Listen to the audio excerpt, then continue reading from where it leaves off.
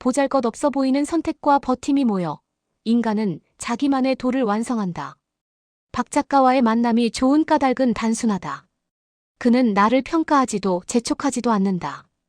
다만 그의 곁에 잠시 앉아있다 보면 나 자신을 돌아보게 된다. 말수가 많지 않은 그의 태도, 농부로 살아가며 동시에 시인으로 존재하는 삶의 방식은 늘 내 생각을 느리게 만든다. 세상은 속도를 요구하지만 그는 계절의 걸음에 맞춰 산다. 논두렁을 오가며 흙을 만지고 밤이 되면 문장을 일군다. 겉으로 보기엔 소박한 삶이지만 내게는 그것이 곧 희망의 형상처럼 다가온다. 노자는 말한다.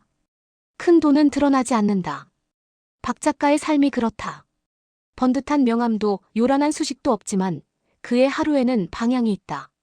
그는 어디로 가야 하는지를 알고 있는 사람처럼 보인다. 어쩌면 그것은 도를 안다는 것이 아니라 도와 싸우지 않는 태도일지도 모른다.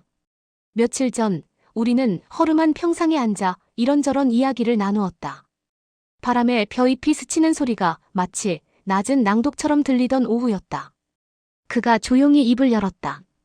좁쌀 같은 작은 글씨도 옥구슬처럼 엮이면 말이 됩니다. 어떤 글은 희망을 주고 어떤 글은 하소연이 되지요. 또 어떤 글은 길을 가리키기도 합니다. 글씨 하나하나는 보잘것없어 보여도 그 안에 담긴 뜻과 희망은 말보다 오래 남습니다. 그래서 저는 사람이 아니라 책을 믿는 편입니다. 그의 말은 단순한 비유가 아니었다. 사소해 보이는 것들이 결국 삶의 방향을 만든다는 고백에 가까웠다. 한자, 한 문장이 모여 한 권의 책이 되듯 우리의 인생도 작은 선택과 미약한 의지들이 쌓여 오늘의 나를 만든다. 노자가 말한 천리길도 한 걸음에서 시작된다는 문장이 떠올랐다. 위대한 것은 언제나 작고 눈에 띄지 않는 것에서 비롯된다. 우리는 흔히 큰 변화를 꿈꾸지만 정작 삶을 바꾸는 그것은 사소한 태도 하나, 하루의 자세 하나일지도 모른다. 박 작가는 그 사실을 삶으로 증명하는 사람이다. 그는 문단의 중심에 서 있지 않지만 자기 자리에서 흔들리지 않는다.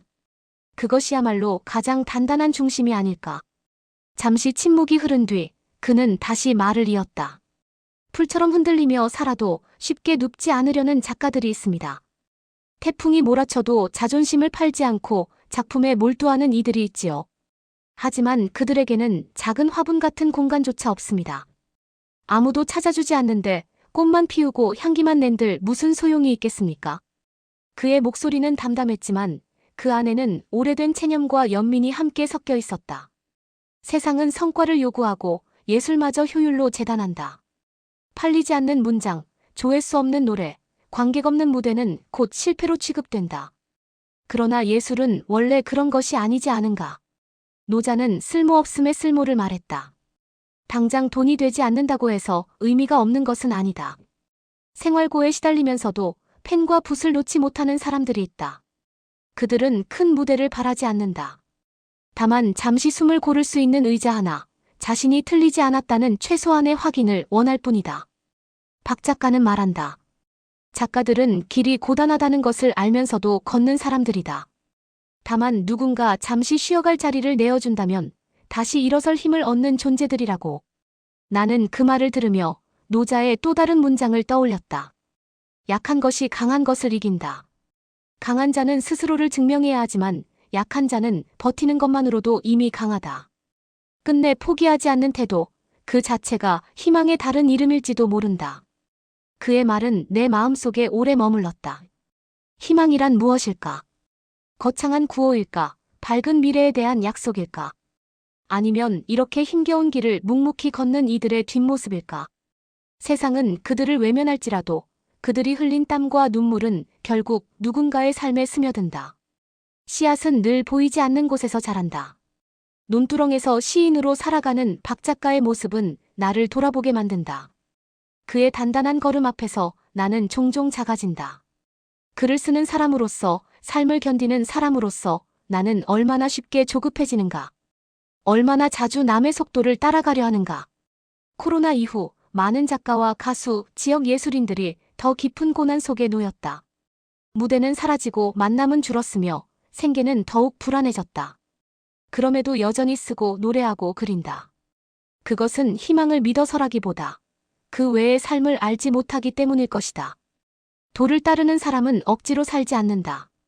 그저 자기 길을 벗어나지 않을 뿐이다. 박 작가와의 만남은 늘 나에게 질문을 남긴다. 나는 지금 어디로 가고 있는가?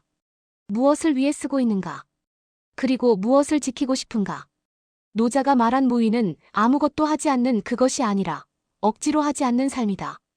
나 역시 박 작가의 말처럼 내가 할 수 있는 일을 찾으며 살고자 한다. 크지 않아도 좋고 느려도 좋다. 다만 나만의 방향을 잃지 않는 글을 쓰고 싶다. 모방은 욕심이다.